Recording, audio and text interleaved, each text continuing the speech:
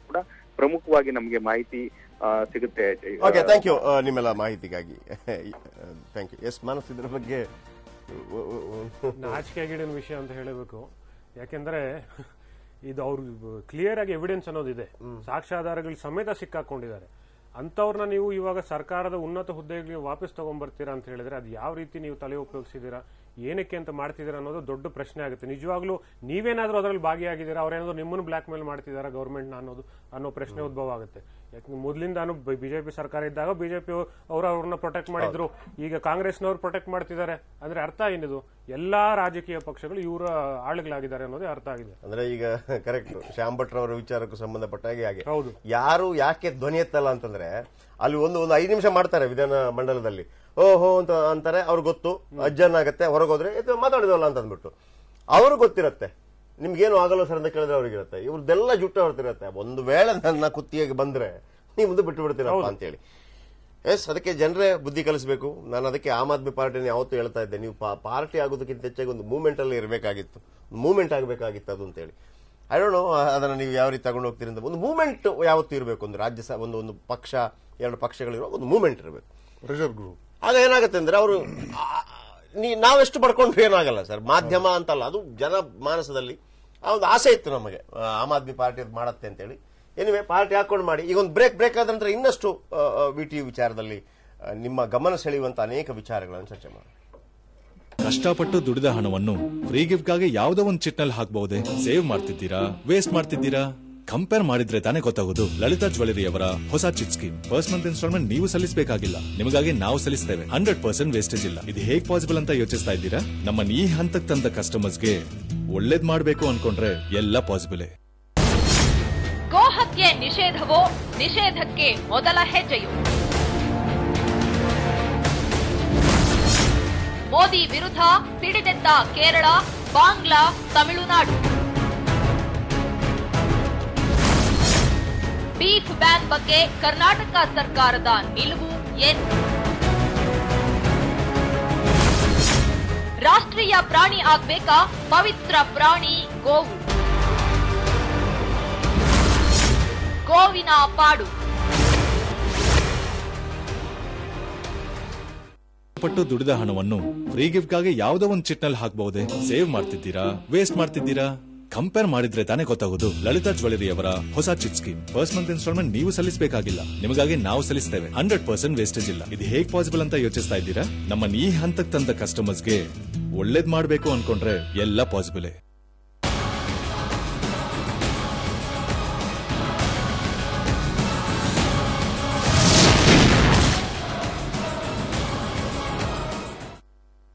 ವಿಟಿಯುಗೆ ಬೀಗ ವಿಶೇಷ ಕಾರ್ಯಕ್ರಮದಲ್ಲಿ ನಾವು ಮಾತಾಡ್ತಾ ಇದ್ವಿ. ನನಗೆ ಕರಣ್ ಸಾಕಷ್ಟು ಬೆಳಕು ಚೆಲ್ತಾ ಇದ್ರು. ಅವರು ಹೇಳೋ ಪ್ರಕಾರ 2350 ಕೋಟಿ ರೂಪಾಯಿಗಳು 1998ರಿಂದ ಆರಂಭವಾಗಿ ಈ 18 ವರ್ಷಗಳ ಕಾಲ ಹರಿದು ಬಂದಿದೆ ಯೂನಿವರ್ಸಿಟಿಗೆ. ಅಂದರೆ ಅದನ್ನ 2350 ಕೋಟಿ ಡಿವೈಡೆಡ್ ಬೈ 18 ಅಂತ ಹಾಕುವಾಗ ಒಂದು 130 ಕೋಟಿ, ಅದು ಬಿಟ್ಟಾಕಿ 100 ಕೋಟಿ ಅಂತ ಇಟ್ಕೊಳ್ಳಿ. ಅಂದ್ರೆ ಪ್ರತಿ ವರ್ಷ 100 ಕೋಟಿ ಹರಿದು ಬಂದಿದೆ ಅಂತ ಹೇಳುವಾಗ 1800 ಕೋಟಿ ಅಂತ ಇಟ್ಕೊಳ್ಳಿ.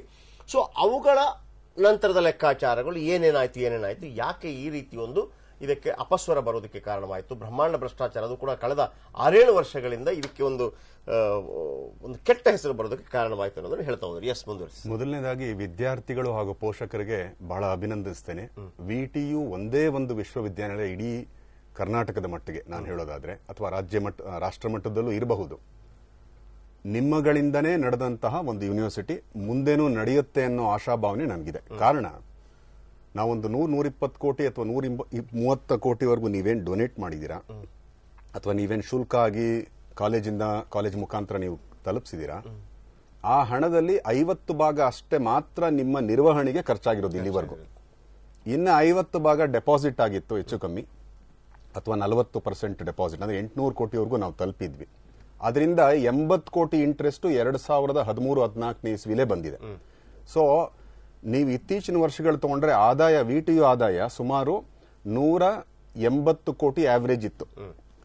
ಕಳೆದ 4 ವರ್ಷ ನಾನು ಹತ್ತಿರದಿಂದ ನೋಡಿದಾಗ 4 ವರ್ಷವೂ ಯೂನಿವರ್ಸಿಟಿಗೆ 170-190 ಕೋಟಿ ಆದಾಯ ಇದೆ, ಇನ್ಕ್ಲೂಡಿಂಗ್ ಇಂಟ್ರೆಸ್ಟ್.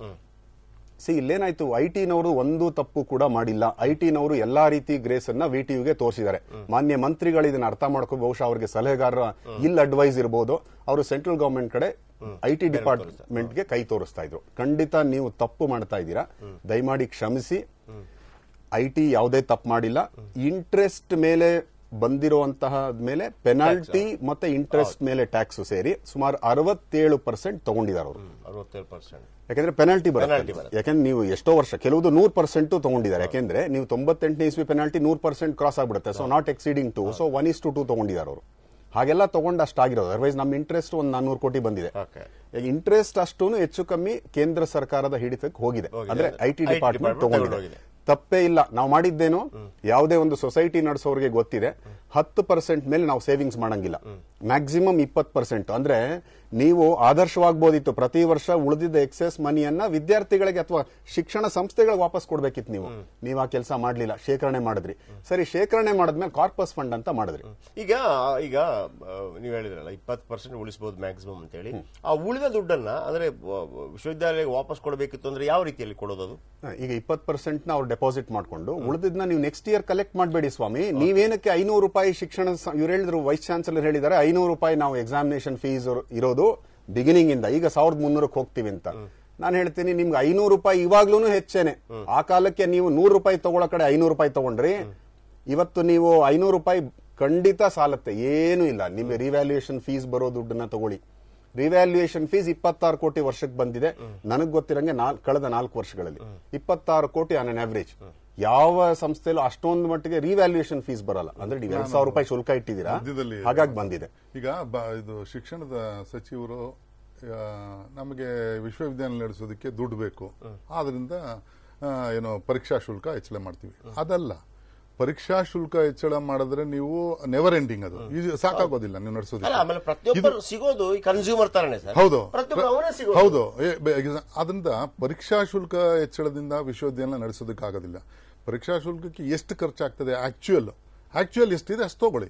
ಆಕ್ಚುಯಲ್ ಏನಂತಂದ್ರೆ ಇವಾಗ ತಗೊಳ್ತಾ ಇರೋದೇ ಸರಿ ಹೋಗ್ತದೆ. ನೀವು 150% ಜಾಸ್ತಿ ಮಾಡಿ ವಿದ್ಯಾರ್ಥಿಗಳಿಗೆ ತೊಂದರೆ ಕೊಡುವಂಥದ್ದು ಸರಿಯಲ್ಲ. ಇದಕ್ಕೆ ಸಮಂಜಸವಾಗೇನು ಮೂಲಭೂತವಾಗಿ ತನಿಖೆ ಆಗಬೇಕು. ಫಾಸ್ಟ್ ಟ್ರ್ಯಾಕ್ ಅಲ್ಲಿ ತನಿಖೆ ಆಗಬೇಕು. 98ರಿಂದ ಶುರುವಾದಂಥ ವಿಶ್ವವಿದ್ಯಾಲಯ ಒಳ ಹರಿವು ಅಂದ್ರೆ ಒಳಗೆ ಬಂದಂತ ದುಡ್ಡು ಏನೋ ಇನ್ಫ್ಲೋ ಎಷ್ಟಿದೆ, ಆ ಇನ್ಫ್ಲೋ ಇಷ್ಟು, ಎಕ್ಸ್ಪೆನ್ಸಸ್ ಎಷ್ಟಾಗಿದೆ.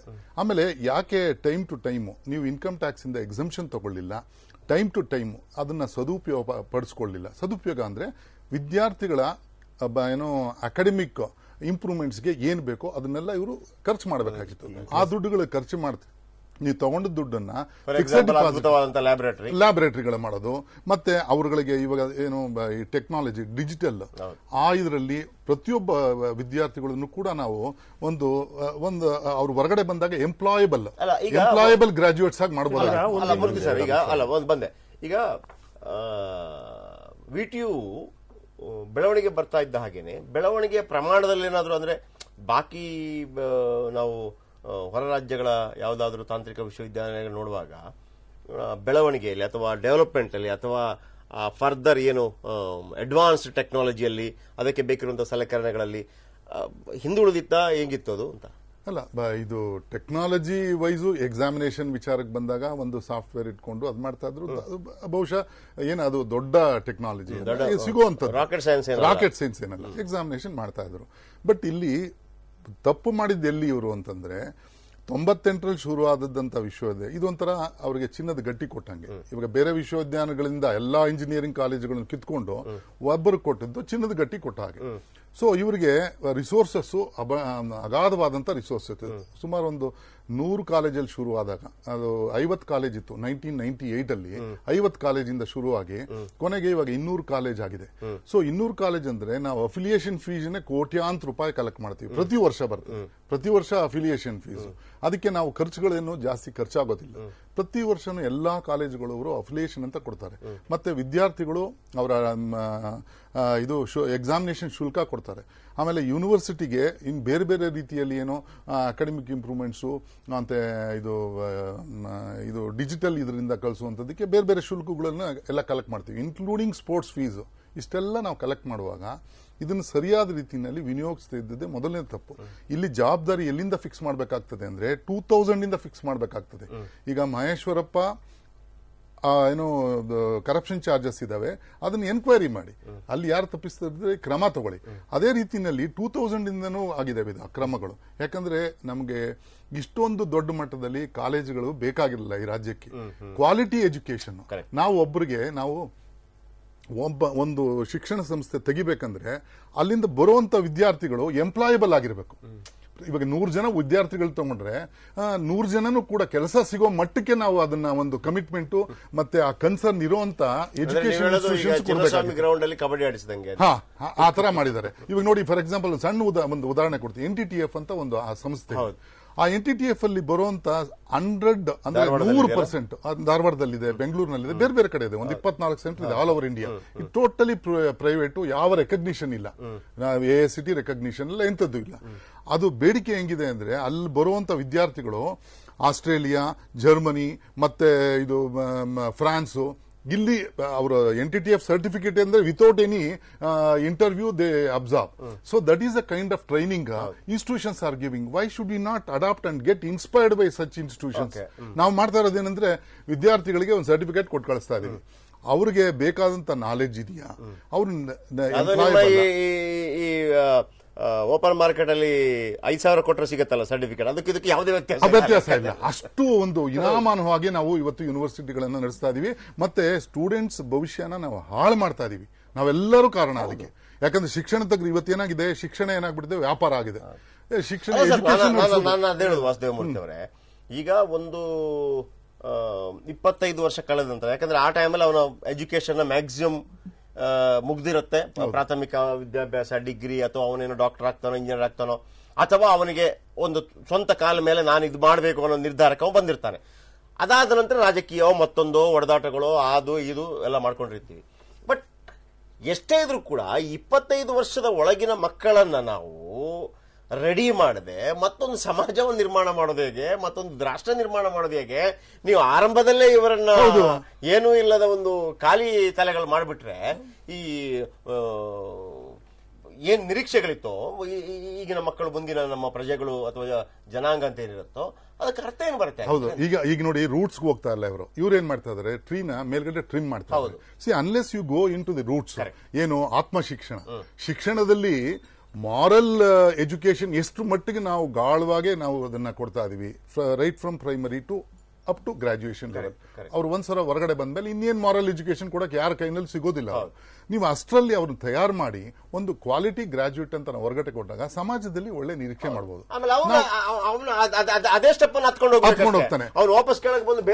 ನಾವು ಶಿಕ್ಷಣ ಕೊಟ್ಟು ಆತ್ಮ ಶಿಕ್ಷಣದಲ್ಲಿ ವಂಚನೆ ಮಾಡಿದಾಗ ಅವ್ರೇನಾಗ್ತದೆ, ಈ ತರ ಭ್ರಷ್ಟಾಚಾರ ಇನ್ನೊಂದು ಮತ್ತೊಂದು ಅದೆಲ್ಲ ಆಗ್ತದೆ. ಹೌದು. ಮತ್ತೆ ಯಾವ ಪ್ರಧಾನಮಂತ್ರಿಗಳು ಬಂದ್ರು ಕೂಡ ಇದನ್ನ ಸರಿ ಮಾಡಕ್ಕಾಗಲ್ಲ. ಸೊ ಇಲ್ಲಿ ಮೂಲಭೂತವಾಗಿ ಯಾರು ಮಾಡಬೇಕಾದ್ರು, ಶಿಕ್ಷಣ ತಜ್ಞರು ಮತ್ತೆ ಟೀಚರ್ಸು. ಅವರಿಂದ ಸರಿಯಾಗಬೇಕು ಸಮಾಜ. ಅವರು ಇವಾಗ ಏನಾಗಿದೆ, ಇವತ್ತಿನ ಟೀಚರ್ಸು ಕೂಡ ವ್ಯಾಲ್ಯೂಸ್ ಬಗ್ಗೆ ಅಷ್ಟೊಂದು ತಲೆ ಕೆಡಿಸ್ಕೊಳ್ತಾ ಇಲ್ಲ. ದುರಂತ ಇದೆಲ್ಲ. ನಾವು ತುಂಬಾ ಹಳಕ್ ಹೋದಾಗ ಇದನ್ನ ನೋಡ್ಬೇಕಾದ್ರೆ ಇಲ್ಲಿ ಒಂದೇ ವಾಸುದೇವ್ ಬರ್ತಾರೆ ಹೇಳ್ಬಿಡ್ತೀನಿ ನಾನು. ಯಾಕೆ ಗೊತ್ತಾ, ಈ ಶಿಕ್ಷಣ ತಜ್ಞರ ವಿಚಾರಕ್ಕೆ ಹೇಳ್ಬಿಡ್ತೀನಿ. ಇಲ್ಲಿ ಏನಾಗತ್ತೆ, ಈಗ ರೈತ ಮುಖಂಡ ಅಂತೇಳಿ ಒಬ್ಬ ಮುಖಂಡ ಅದರ ನೇತೃತ್ವ ವಹಿಸಬಹುದು, ಯಾಕಂದ್ರೆ ಅದನ್ನು ಫಾಲೋ ಮಾಡ್ತಾರೆ, ಅಥವಾ ಪಾಲಿಟಿಷಿಯನ್ ಫಾಲೋ ಮಾಡ್ತಾರೆ. ಶಿಕ್ಷಣ ತಜ್ಞರದ್ದು ಏನಾಗುತ್ತೆ ಗೊತ್ತಾ, ತಜ್ಞರು ಇರ್ತಾರೆ, ಎಲ್ಲ ಐಡಿಯಾಗಳಿರುತ್ತೆ ಅವ್ರ ಹತ್ರ. ನಿಮಗೆ 100 ಜನ ಶಿಕ್ಷಣ ತಜ್ಞರಿರುವಾಗ ಒಬ್ಬರ ನೇತೃತ್ವವನ್ನು ಒಪ್ಕೊಳ್ಳೋದಿಲ್ಲ, ಯಾಕಂದ್ರೆ ಎಲ್ಲರೂ ಶಿಕ್ಷಣ ತಜ್ಞರಾಗಿರ್ತಾರೆ ಅವರು. ಅದು ಒಂದು ಪ್ರಾಬ್ಲಮ್.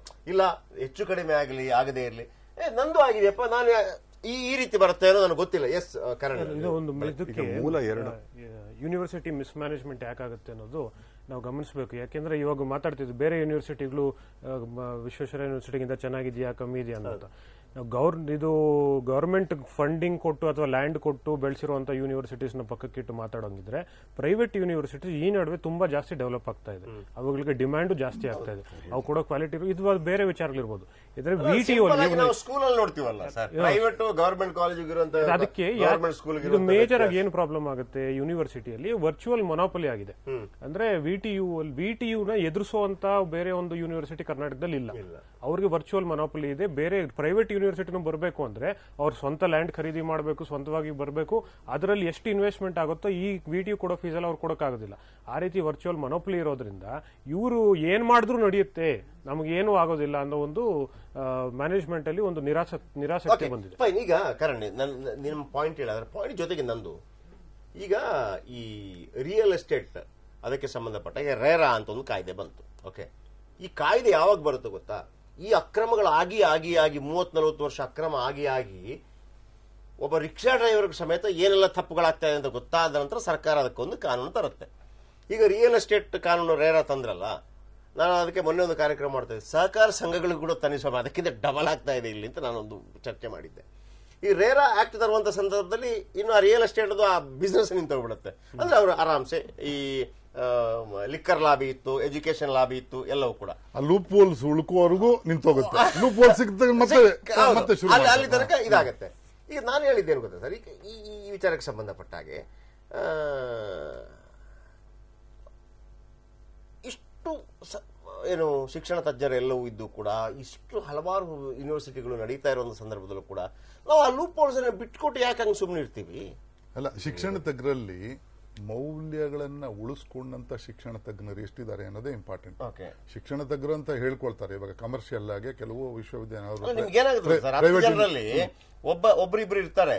ಈ 8 ಜನರ ಉಳಿದವರು ಭ್ರಷ್ಟಾಚಾರಿಗಳಾಗಿದ್ರೆ ಆ ಇಬ್ರು ಹಾಗೆ ಆಗ್ಬೇಕಾಗತ್ತೆ. ಈ ಕೋಳಿ ಅಂಗಡಿಗೆ ಹೋದಂಗೆ, ಕೋಳಿ ಅಂಗಡಿಗೆ ನೀವು ಫಸ್ಟ್ ಹೋಗಿ ಸ್ಮೆಲ್ ಬರ್ತಾ ಇರುತ್ತೆ, 4 ದಿವಸ ಹೋಗಿ ನಿಮ್ಗೆ ಅದು ರಿಜಿಸ್ಟರ್ ಆಗ್ಬಿಡುತ್ತೆ, ಪ್ರಾಬ್ಲಮ್ ಆಗೋದಿಲ್ಲ. ಎಸ್ ಸರ್, ಬನ್ನಿ.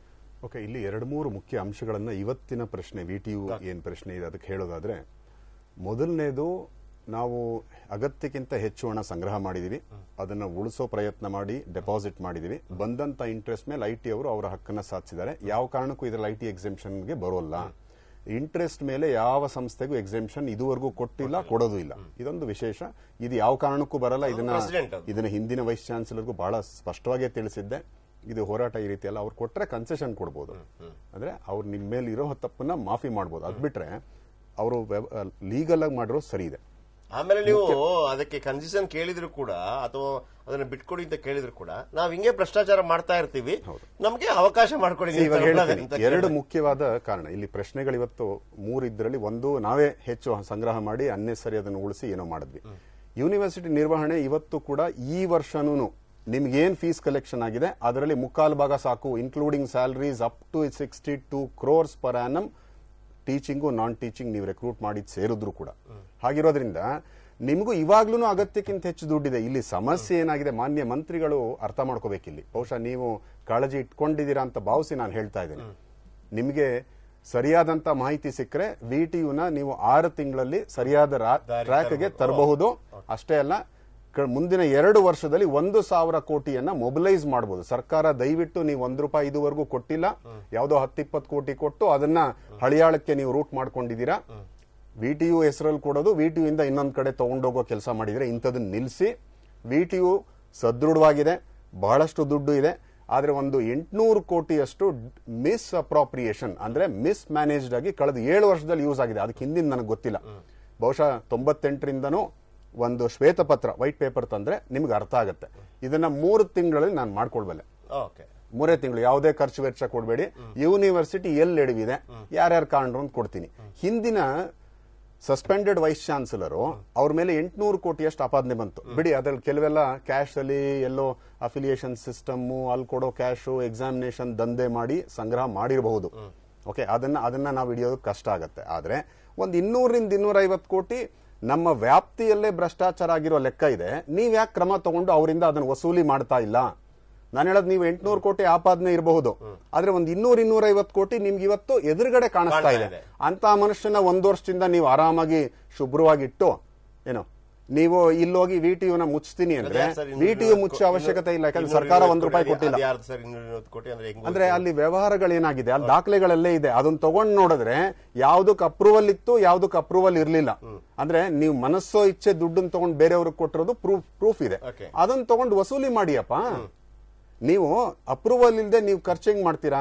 ಅದು ಯಾರು ಮಾಡ್ಬೇಕು ಅದನ್ನ ಈಗ ಸರ್ಕಾರ ಮಾಡ್ಬೇಕು. ಸರ್ಕಾರಕ್ಕೆ ಇವಾಗ ರೈಟ್ಸ್ ಇದೆ, ಗವರ್ನರ್ ಇಲ್ಲ. ಈಗ ಸರ್ಕಾರ ಅಮೆಂಡ್ ಮಾಡ್ಕೊಂಡಿದೆ ಆಕ್ಟ್ ನ 2013ರಲ್ಲಿ. ಅದ್ರ ಪ್ರಕಾರ ನಿಮಗ್ ಪವರ್ಸ್ ಇದೆ ಎನ್ಕ್ವೈರಿ ಮಾಡಕ್ಕೆ. ನೀವು ಎನ್ಕ್ವೈರಿ ಮಾಡದೆ ನಿಮ್ಮ ಹೈಯರ್ ಎಜುಕೇಶನ್ ಡಿಪಾರ್ಟ್ಮೆಂಟ್ ಸುಮ್ಮನೆ ಕೂಳ್ತಿದೆ. ಅವ್ರ ಮೇಲೆ ನಾನು ಆಪಾದನೆ ಮಾಡ್ತಾ ಇಲ್ಲ, ಆದ್ರೆ ಇದನ್ನ ನೀವು ನೋಡಿದ್ರೆ ನೀವು ಅಲ್ಲೊಂದು ದಾರಿ ಇದೆ. ದಯವಿಟ್ಟು ನೀವು ಯಾವುದೇ ಕಾರಣಕ್ಕೂ ಫೀಸ್ ಜಾಸ್ತಿ ಮಾಡೋ ಕೆಲಸ ಮಾಡಬೇಡಿ. ಅದ್ರ ಅಗತ್ಯ ನನಗಂತೂ ಕಾಣಿಸ್ತಾ ಇಲ್ಲ. ಬಿಕಾಸ್ ನಮಗ್ ಬೇಕಿರೋ ದಿನನಿತ್ಯದ ವೆಚ್ಚಕ್ಕೆ ಹಣ ಸಫಿಶಿಯಂಟ್ ಆಗಿದೆ.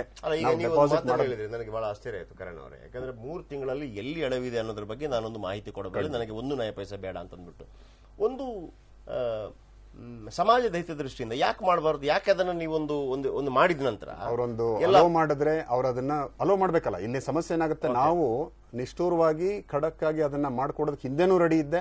62 ವಿಶ್ವವಿದ್ಯಾನಿಲಯಗಳ ಜೊತೆ ಟೈ ಅಪ್ ಆಗ್ಬೇಕಿತ್ತು. ಅದರಿಂದ 1,000 ಕೋಟಿಗೂ ಹೆಚ್ಚು ಹಣ ವಿಟಿಯುಗೆ ಹರಿದು ಬರ್ತಾ ಇತ್ತು. ಇದ್ರ ಬಗ್ಗೆ ಒಂದು ದಿನನೂ ಒಬ್ರು ತಲೆ ಕೆಡಿಸ್ಕೊಳ್ಳಿಲ್ಲ. 3 ವರ್ಷ ನಾನು ಬಡ್ಕೊಂಡಿದ್ದಷ್ಟೇನೆ. ನಾನು ಕೂಡ ಅಲ್ಲಿದ್ದೆ. ಒಂದು LIC ವಿಸಿಟ್ ನಾನು ಹೋಗ್ಲಿಲ್ಲ, ಯಾಕೆಂದ್ರೆ ನಿಮ್ ಭ್ರಷ್ಟಾಚಾರ ಮೊನ್ನೆ ಗೊತ್ತಾಗಿದೆ LIC ಅವ್ರ ಕತೆ ಏನು ಅಂತ. 3 ವರ್ಷ ನಾನು 70 ಕಾಲೇಜ್ವರೆಗೂ ವಿಸಿಟ್ ಹೋಗ್ಬೋದಿತ್ತು, ಒಂದು ಕಾಲೇಜ್ಗೂ ವಿಸಿಟ್ ಯಾಕೆ ಹೋಗ್ಲಿಲ್ಲ ಅಂದ್ರೆ ಅಲ್ಲಿ ಭ್ರಷ್ಟಾಚಾರ ತಾಂಡವಾಯ್ತು. ಮತ್ತೆ ಅಲ್ಲೆಲ್ಲ ಕ್ಯಾಶ್ ಅಲ್ಲಿ ತಗೊಳ್ಳೋಂಥದ್ದು. ನೀವು ಲಕ್ಷಾಂತರ ರೂಪಾಯಿನ ವಸೂಲಿ ಮಾಡ್ಕೊಂಡು ಅನ್ನೆಸರಿ ಕಾಲೇಜಸ್ ಹೆರಾಸ್ ಮಾಡ್ಕೊಂಡು ಹೋಗ್ತೀರಾ. ವಿಶ್ವವಿದ್ಯಾಲಯಕ್ಕೆ ₹1 ಬರಲ್ಲ. ಸುಮಾರು 9 ಲಕ್ಷ ರೂಪಾಯಿವರೆಗೂ ವಾರ್ಷಿಕವಾಗಿ ಕೆಲವು ಕಾಲೇಜುಗಳು ಫೀಸ್ ಕಟ್ತಾರೆ ಇನ್ಸ್ಪೆಕ್ಷನ್ ಟೈಮ್ ಅಲ್ಲಿ, ಅಡ್ಮಿಷನ್ ಎಲ್ಲ ಸೇರಿ. ಇಡೀ ವರ್ಷಕ್ಕೆ ಒಂದೊಂದು ಕಾಲೇಜ್ ₹1 ಕೋಟಿ ಕೊಡುತ್ತೆ ಬೇರೆ ಬೇರೆ ರೀತಿಯಲ್ಲಿ ವಿಶ್ವವಿದ್ಯಾಲಯ. ಎಷ್ಟು ವಿದ್ಯಾರ್ಥಿಗಳಿದ್ದಾರೆ ಈಗ ವಿಟಿಯು ಅಲ್ಲಿ? ಸುಮಾರು 3 ಲಕ್ಷ ವಿದ್ಯಾರ್ಥಿಗಳು ಈಗಲೂ ಇದ್ದಾರೆ. ನೀವು ಅವ್ರ ಹಿತಾನ ಕಾಯ್ಬೇಕು, ಅವರಿಂದ ಹಣ ಮಾಡ್ಬಿಟ್ಟು. ಒಬ್ಬೊಬ್ಬರಿಂದ ಎಷ್ಟು ಫೀಸ್ ಅಂತಂದ್ರೆ ಒಂದು ವಾರ್ಷಿಕವಾಗಿ ಒಬ್ಬರಿಂದ ಎಷ್ಟು ನೋಡಿ ಅದನ್ನ ಹೇಳಿ. ನೀವು ಕೇಳಿದ ಇಂಟ್ರೆಸ್ಟಿಂಗ್ ಕ್ವೆಶ್ಚನ್.